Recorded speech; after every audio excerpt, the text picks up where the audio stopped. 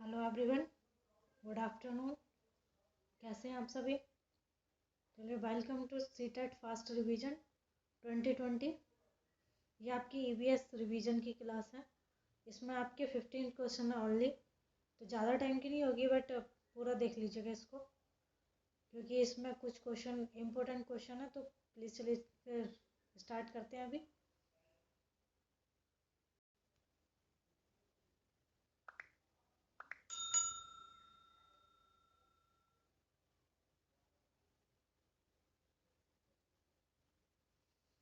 देखिए, उसको स्टार्ट करते हैं अभी इस क्वेश्चन के साथ में, जिसमें हमारा ये क्वेश्चन है, दिए गए जीवों के समूह में से किसकी दृष्टि ऐसी होती है कि वो मनुष्य की तुलना में 4 गुनी अधिक दूरी से भी वस्तुओं को देख सकता है। ठीक है, तो ये आपका मधुमक्खी, मच्छर, तितली, बाघ, तेंदुआ, सांड, या फिर सांप, रेशम कीट, छिपकली या चील, गरुड़, गिद्ध। तो ये सबको वैसे भी दिख रहा है कि चील, गरुड़ और गिद्ध ही हैं ये ऐसे जिनके की ये मनुष्य से जिनकी 4 गुना अधिक आई साइट होती है देखने के लिए। ठीक है, चलिए चलते हैं नेक्स्ट क्वेश्चन की तरफ। नेक्स्ट क्वेश्चन है हमारा, इसमें एक फसल का टाइप दिया हुआ है जो क्रॉपिंग होती है। उसमें क्या बोला गया है कि एक खेत में से जब हम फसल को काट लेते हैं और फिर वो उसके बाद आपकी पड़ी रहती है, खेत को खाली छोड़ दिया जाता है और उसमें जो घास फूस आपकी उग आती है उसको उखाड़ते नहीं है, बल्कि उसको जला दिया जाता है काट के, और उस राख को भूमि के उर्वरक मतलब कि खाद के रूप में यूज किया जाता है। तो जब वो भूमि ऐसी खेती करने के लिए तैयार हो जाती है तो फिर उसको हल्का हल्का सा खोद दिया जाता है और जोता नहीं जाता है पर उसको, और उस पर ऐसे ही फिर बीज छिड़क दिए जाते हैं। तो ऐसी खेती को हम कैसी खेती बोलते हैं? तो पहले तो यह है, देखिए, ऐसी खेती को हम सिंचाई खेती नहीं बोलते, और ना ही सहकारी खेती और ना ही झूम खेती बोलते हैं। इस सॉरी, सहकारी खेती नहीं बोलते, ना ही सीढ़ी नुमा, क्योंकि ये पहाड़ों पे बनाई जाती है आपकी। ठीक है, तो ये होती है हमारी झूम खेती। ये आदिवासी लोग करते थे कि कहीं भी जाते थे किसी दूसरी जगह पर, तो वो क्या करते थे कि कुछ जंगलों को साफ करते थे और वहाँ जो घास फूस होती थी उसको जला के और फिर उसी जगह पर खोद के हाथों से ही और ऐसे ही बीज डाल देते थे उसमें। ठीक है, तो इसीलिए उसको झूम खेती कहा जाता है, क्योंकि ये एक जगह रुककर नहीं की जाती है। सबसे मेन पॉइंट इसका यही है झूम खेती बोलने का, कि इसको एक जगह लोग कई सालों तक नहीं कर सकते हैं, सिर्फ कुछ साल करेंगे, और जब वो बंजर खेती हो जाएगी आपकी, उसकी उर्वरक क्षमता खत्म हो जाएगी, तो वो फिर उस जगह से आपके दूसरी जगह पर चले जाते हैं। ठीक है, फिर चलिए चलते हैं नेक्स्ट क्वेश्चन की तरफ। नेक्स्ट है हमारा, जब कोई सांप सपेरा अपने बाघ यंत्र बीन से कोई बजाता है तो सांप उसकी ध्वनि पर अपने सिर को इधर उधर घुमाता है। आपके विचार से सांप बाघ यंत्र के प्रति अनुक्रिया कैसी देता है? उस बाघ यंत्र की गति को देखकर, या उस बाघ यंत्र द्वारा उत्पन्न कंपनों के प्रति अनुक्रिया करके, या उस बाघ यंत्र को सुनकर, या उस बाघ यंत्र की ध्वनि को सुनकर। तो आप सोच के इसको बता सकते हैं कि ये किस टाइप का आपका सांप उस पर किस टाइप का और क्यों रिएक्शन दे रहा है। ठीक है, तो इसका रिएक्शन देने का मतलब ये है कि सांप गति तो नहीं देख सकता है। ठीक है, और फिर ये है कि वो सूंघ सूंघ भी नहीं सकता, और ना ही वो वाघ यंत्र की ध्वनि को सुन सकता है। सिर्फ वो क्या करता है कि उसकी जो वाइब्रेशन होती है आपकी, वो उस वाइब्रेशन को महसूस करते ही उस पर अपना फन हिलाता है, जबकि वो उसकी सुनता नहीं है, सिर्फ उसकी कंपन को फील करते हैं। इसीलिए सांप को हम लोग चक्षुश्रवा एनिमल भी बोलते हैं। एनिमल नहीं बोल सकते, उसको रेप्टाइल बोलते हैं, तो वो चक्षुश्रवा रेप्टाइल इसको बोला जाता है। ठीक है, चलते हैं नेक्स्ट की तरफ। नेक्स्ट है हमारा, परिवार एक इकाई होता है जिसमें माँ, पिता और उनके 2 बच्चे होते हैं। ये कथन किसका है? मतलब किस टाइप का है, किसका है नहीं, किस टाइप का? सत्य है, क्योंकि सभी भारतीय प्रकार इसी प्रकार के होते हैं। सही नहीं है, क्योंकि इस कथन में यह स्पष्ट करना चाहिए कि बच्चे जैविक होते हैं। ठीक है, ये आपका सही नहीं है, क्योंकि परिवार कई प्रकार के होते हैं तथा परिवार का केवल एक ही प्रकार में वर्गीकरण नहीं किया जा सकता। ये सत्य है, क्योंकि यह किसी आदर्श परिवार का आकार है। तो देखिए, इसमें हमारा ऑप्शन नंबर सी बिल्कुल ठीक है कि ये सही नहीं है, क्योंकि कई प्रकार के होते हैं आपके जिनको परिवार का केवल एक ही वर्गीकरण नहीं किया जा सकता है, क्योंकि कई आपके जॉइंट फैमिलीज होती हैं जिसमें माँ, पिता, बच्चों के अलावा सदस्य भी होते हैं, और जो भी जितने आपके समाज शास्त्री हैं उनके अनुसार अपनी अलग अलग प्रकार की मान्यताएं हैं आपकी। अतः परिवार में केवल माँ पिता और बच्चों का सम्मिलित होना ही गलत है, क्योंकि उसमें जॉइंट फैमिली में आपके दादा दादी और ये सारे लोग रहते हैं, चाचा चाची ताऊ वगैरह। तो ये हमारा बिल्कुल भी कथन सही नहीं है। ठीक है, चलते हैं नेक्स्ट की तरफ। नेक्स्ट है हमारा, मानवों के पेट में आमाशय रस की प्रकृति कैसी होती है, वह भोजन के पाचन में सहायता करता है। तो देखिए किस टाइप की होती है आपकी, क्षारीय, उदयधर्मी, उदासीन या अम्लीय। ठीक है, जो आमाशय होता है हमारे भोजन को पचाने में मदद करता है, उसकी जो आपकी कैरेक्टरिस्ट होता है वो कैसे होता है, तो वो उसकी होती है आपकी अम्लीय। कैसा होता है, अम्लीय होता है। पहले तो ये देख लीजिए, क्योंकि इसमें अम्ल एक रासायनिक यौगिक होता है जो जल में घुल के आपका हाइड्रोजन आयन देता है। कैसा देता है, हाइड्रोजन आपका आयन देता है। और इससे आपका पीएच मान, ठीक है, जो इसका पीएच मान जो होता है वो आपका 7 से कम होता है। ठीक है, तो ये अम्लीय होता है। और जब 7 से ज़्यादा होता है तो वो आपके क्षारीय हो जाते हैं। ठीक है, और जैसे कि एसिटिक अम्ल जो कि सिरका होता है हमारा, और सल्फ्यूरिक अम्ल होता है, जिन पदार्थों का यौगिक में अम्ल के गुण पाए जाते हैं वो अम्लीय कहलाते हैं। ठीक है, मानव आंत में हाइड्रोक्लोरिक अम्ल, हाइड्रोक्लोरिक होता है आपका HCl। ठीक है, ये हाइड्रोक्लोरिक आपका अम्ल होता है, और ये अधिकता से होने वाली बीमारी को अम्लता या एसिडिटी कहते हैं। जब हमारे पेट में HCl ज़्यादा बन जाता है तो हमारे पेट में आपका गैस हो जाता है, जिसको एसिडिटी बोलते हैं, पेट में जलन वगैरह होना, और ये अम्ल बना देता है। ठीक है, तो ये हमारा जो भोजन पचाने में सहायता करता है वो अम्लीय होता है इस हिसाब से। ठीक है, तो चलते हैं नेक्स्ट। नेक्स्ट है हमारा पर्यावरण अध्ययन। ठीक है, पर्यावरण अध्ययन की अपनी कक्षा में समूह क्रियाकलाप का निर्माण करते हुए आप निम्नलिखित विचारों में से किसका ध्यान रखेंगे। ठीक, किसका ध्यान रखेंगे आप, बच्चों की रुचियों का, यानी कि उनके इंटरेस्ट का ध्यान रखेंगे। बिल्कुल सही है। बस लड़कों और लड़कियों को समान रूप से रुचिकर लगे, बिल्कुल सही है। ऐसा ही आप अपना मतलब टॉपिक उठाएंगे कि वो लड़के और लड़कियों दोनों को सही लगे। इसमें मूल्यवान सामग्री लगी हो, ये बिल्कुल गलत है, क्योंकि हम उसमें ज़्यादा कॉस्टली हम उसको नहीं बना सकते, क्योंकि पढ़ने वाली चीज़ होती है तो हम उनको इतना एक्सपेंसिव नहीं कर सकते, बल्कि कम में ही करेंगे जितना भी होगा एडजस्ट। ठीक है, और सबसे लास्ट है, सभी धार्मिक और सांस्कृतिक पृष्ठभूमि के बच्चों के लिए रुचिकर लगे। जी हाँ, बिल्कुल ठीक है, जितने भी आपके रिलीजन्स होते हैं वो सबके पढ़ने के लायक होने चाहिए। ठीक है, तो फिर ठीक है, चलो ये हमारे इस हिसाब से ऑप्शन A, B और D हमारा बिल्कुल सही है। तो जिसमें हमारे A, B, D आ रहे होंगे वो वाला ऑप्शन हमारा बिल्कुल सही हो जाएगा। तो A, B और D हमारा सिर्फ इसी में है, ऑप्शन नंबर C में। तो ये हमारा ऑप्शन बिल्कुल सही है, जबकि A गलत है, B गलत है और D भी गलत है। ठीक है, चलते हैं नेक्स्ट। नेक्स्ट है हमारा, निम्नलिखित सभी कथन पर्यावरण अध्ययन में सामूहिक रूप से क्रियाकलापों में संलग्न शिक्षकों और विद्यार्थियों के पक्ष में तर्क प्रस्तुत करते हैं। केवल एक कथन को छोड़कर यह कथन कौन सा है, प्रोढ़ों के समर्थन में है आपका, या आपका अपनी क्षमता से अधिक ज्ञान का निर्माण में सहायता मिल जाती है, या बच्चे परस्पर सामंजस्य का सहयोग करना सीखते हैं, या बच्चे दूसरे बच्चों से बात और बहस करने में अधिक सीखते हैं, या समूह समूह क्रियाकलापों की वजह से बच्चे अधिक उपलब्धि अच्छा सुधार कर प्रदर्शित करते हैं। ठीक है, तो इसका जो उत्तर होएगा हमारा वो होएगा, मतलब आंसर जो होगा वो ऑप्शन नंबर D होगा। समूह क्रियाकलापों की वजह से बच्चे अंक उपलब्धि में अच्छा सुधार कर सकते हैं। इससे क्या होता है कि हमारा जो ग्रुप आपका ग्रुप एक्टिविटी होती है आपकी, उससे बच्चे रोड़ों से सीख भी सकते हैं, और बच्चे परस्पर सामंजस्य और सहयोग करना भी सीख जाते हैं। किसी की हेल्प करना और हेल्प लेना, दोनों ही चीज़ उनको सीख जाते हैं इससे। और आपकी जिससे अधिक सीख और बहस भी होती है इनमें, अपना जैसे डिस्कशन होता है, आर्ग्यूमेंट भी होता है, तो जिससे किसी की कमी निकालते हैं या फिर अपनी डिफेंस भी वो सीखते हैं पूरी तरीके से। ठीक है, लेकिन इसमें अंक उपलब्धि में अच्छा सुधार प्रदर्शित करना सामूहिक क्रियाकलाप से कोई संबंध नहीं रखते। ठीक है, तो देखिए इसमें, हाँ मेरे को थोड़ा सा बताना भूल गई मैं, इसमें इसमें एक चीज़ पूछा है, एक कथन को छोड़कर वह कथन कौन सा, यानी कि बाकी सही है लेकिन एक सही नहीं है। तो पहला ये है कि वो प्रणों से भी सीखते हैं। ठीक है, और हमारे बच्चे जो होते हैं परस्पर सामंजस्य और सहयोग से भी सीखते हैं, ये भी ठीक है। और बच्चे दूसरे बच्चों से बात और बहस करने में भी ज़्यादा सीखते हैं, लेकिन एक चीज़ है कि क्रियाकलाप से बच्चे अंक उपलब्धि में अच्छे मार्क्स से कोई लेना देना नहीं है।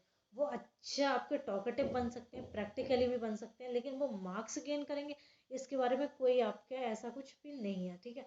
तो हमारा ऑप्शन के हिसाब से डी सही है, लेकिन वैसे हमारा ऑप्शन मतलब जो एक लाइन है लास्ट वाली वो गलत है, बट जो क्वेश्चन में पूछा उसमें हमारा डी बिल्कुल करेक्ट है, ठीक है।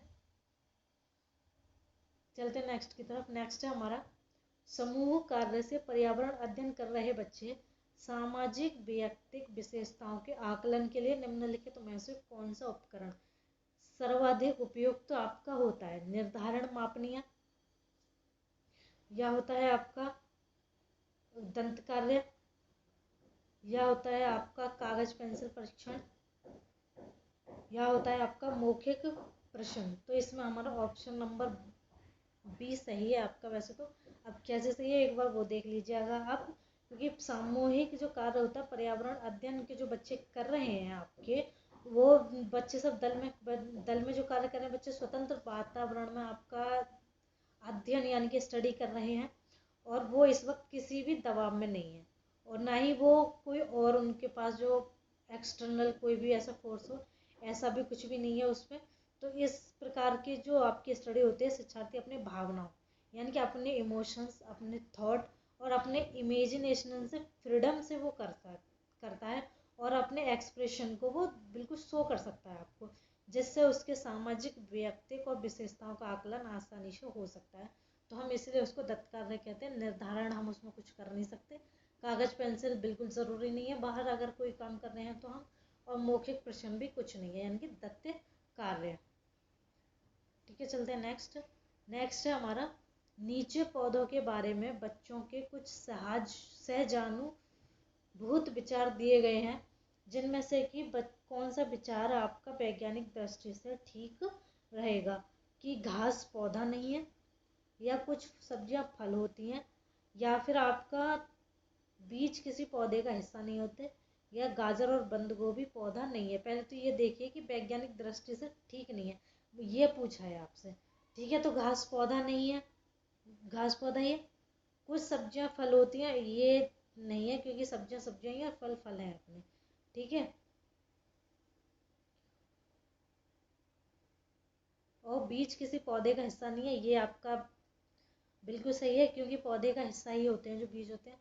गाजर और बंद गोभी पौधे नहीं है, ये भी ठीक है। जो गाजर और बंद गोभी जो होते हैं वो पौधे नहीं होते, क्योंकि गाजर आपकी जड़ होती है और बंद गोभी आपका पत्ते होते हैं, ठीक है। तो देखिए इसमें से ये है आपका जो ये एज ए हमारा क्वेश्चन, ठीक है। ये हमारा ये वाला क्वेश्चन बिल्कुल सही है। आंसर जो होगा हमारा वो ऑप्शन बी होगा, ठीक है। लेकिन ये हमारा साइंटिफिक फैक्ट के तरीके से ये बिल्कुल भी ठीक नहीं है, ठीक है। इसके हिसाब से आप देखिए कि जो हमारी सब्जियां जो फल होती हैं ये विचार वैज्ञानिक, क्योंकि कुछ फलों को खाना पकाने और भोजन तैयार करने में प्रयुक्त किया जा सकता है, ठीक है। जैसे कि आपका कद्दू और खीरा, टमाटर, सेम, बैंगन आदि ये फल भी हैं और आपकी सब्जियां भी हैं।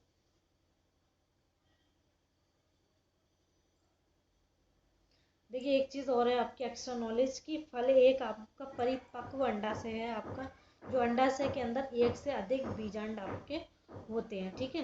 तो चलिए हम चलते हैं नेक्स्ट क्वेश्चन की तरफ। नेक्स्ट है हमारा कक्षा फोर्थ की यानी कि कक्षा 4 की एक शिक्षिका ने अपने विद्यार्थियों से कहा कि कुछ वयोवृद्ध लोगों से यह पूछिए कि जब वे जवान थे तो क्या उन्हें कुछ ऐसे पौधे देखे थे जो आजकल नहीं दिखाई पड़ते हैं।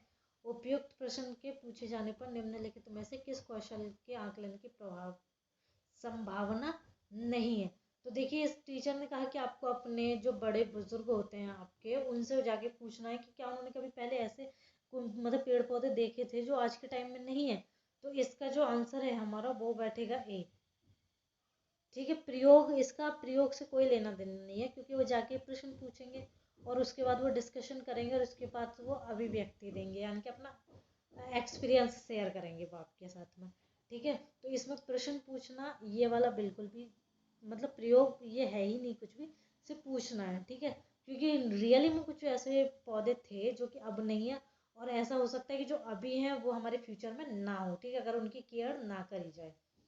ठीक है, तो जो अभी हमारे एंडेंजर्ड लिस्ट में आते हैं, जो अभी बिल्कुल विलुप्त हो चुके हैं। ठीक है, तो चलते हैं नेक्स्ट की तरफ। नेक्स्ट है हमारा, एक शिक्षक प्रत्येक बच्चे को अपने घरों की रद्दी सामग्री से कुछ उपयोगी वस्तु बनाने को कहता है। शिक्षक का शैक्षिक अभिप्राय नहीं है, यानी कि उसने जो काम करने को कहा कि तुम्हारे घर पे जो भी रद्दी पड़ी होगी, आपको उस रद्दी से अपना कुछ सामान बनाना है, उपयोगी जो थिंग मटेरियल आपको वो तैयार करना है, कोई वस्तु तैयार करनी है, तो इसमें अभिप्राय किस चीज़ का नहीं है? बच्चे को पुनश्चक्रण, पुनः प्रयोग या रूपांतरण को समझने देता है, यानी कि रिसाइकल को। ठीक है, और भी है आपको कूड़े से बनी श्रेष्ठ वस्तुओं की प्रदर्शनी आयोजित करना, यानी कि एग्जीबिशन लगाना, कक्षा के श्रेष्ठ विद्यार्थी के बारे में निर्णय करना, या फिर बच्चों में सृजनशीलता का विकास करना।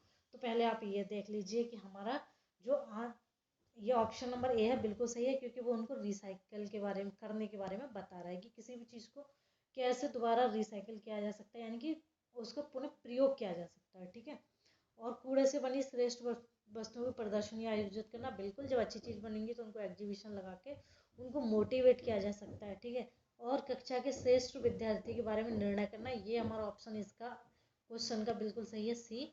लेकिन वैसे ये गलत है। ये टीचर बिल्कुल नहीं सोचेगा कि मैं ऐसा काम करवा के किसी एक परफेक्ट बच्चे को निकालूं। ठीक है, वो परफेक्ट को नहीं निकालेगा। ठीक है, तो श्रेष्ठ तो हमारा वैसे ये सही है, लेकिन एज ए प्रैक्टिकल ये गलत है। बच्चों में सृजनशीलता का विकास करना, बिल्कुल बच्चों में सृजनशीलता का जो विकास होएगा, बच्चे अपने माइंड को इम्प्रूव करने की कोशिश करेंगे, अपने इमेजिनेशन पावर को, तो इसी को हम सृजनशीलता का विकास बोल सकते हैं। तो नेक्स्ट है हमारा, निम्नलिखित प्रश्नों को पढ़िए। जैसे कि ये प्रश्न आपके दिए हुए हैं, मैंने क्रियाकलाप की योजना बनाई है, मैंने भी है आपका, मैंने योजना का अनुसरण कितना अच्छा किया, या मेरी शक्तियाँ क्या थी, मुझे सचमुच कठिन क्या लगा। ऊपर दिए गए 4 प्रकार के प्रश्नों के उत्तरों से होगा, यानी कि जो प्रश्न जो भी पूछे हैं इसका उत्तर क्या होगा आपका। शिक्षकों का स्व आकलन हो सकता है, बच्चों और शिक्षकों दोनों का स्व आकलन, या शिक्षक का समग्र आकलन, या बच्चों का स्व आकलन। तो देखिए इसमें जो उसने कहा है कि मैंने क्रियाकलाप की योजना कितनी अच्छी बनाई है, फिर उसने कहा है कि मैंने योजना का अनुसरण कितना अच्छा किया है या नहीं किया है, मेरी शक्तियाँ क्या है, क्या मुझे ये सचमुच में अपना ये टफ लगा था वर्क। तो ये सभी जो भी मापनियाँ होती हैं बच्चों की, ये स्व आकलन के लिए निर्धारित की जाती है, जिससे कि बच्चे अपना जो एक्टिविटी होती है उसके जो पर्पस होता है उसको प्राप्त करने में कठिनाइयों का एनालाइज कर सके कि मुझे क्या क्या डिफ़िकल्टीज आई हुई थी, और शिक्षक की सहायता से इन कठिनाइयों को दूर करने का प्रयास करना, कि जो मैंने अभी डिफ़िकल्टी फेस करी थी वो मुझे आगे ना करनी पड़े। ठीक है, तो इसमें हमारा जो ऑप्शन होगा वो डी बिल्कुल सही होगा।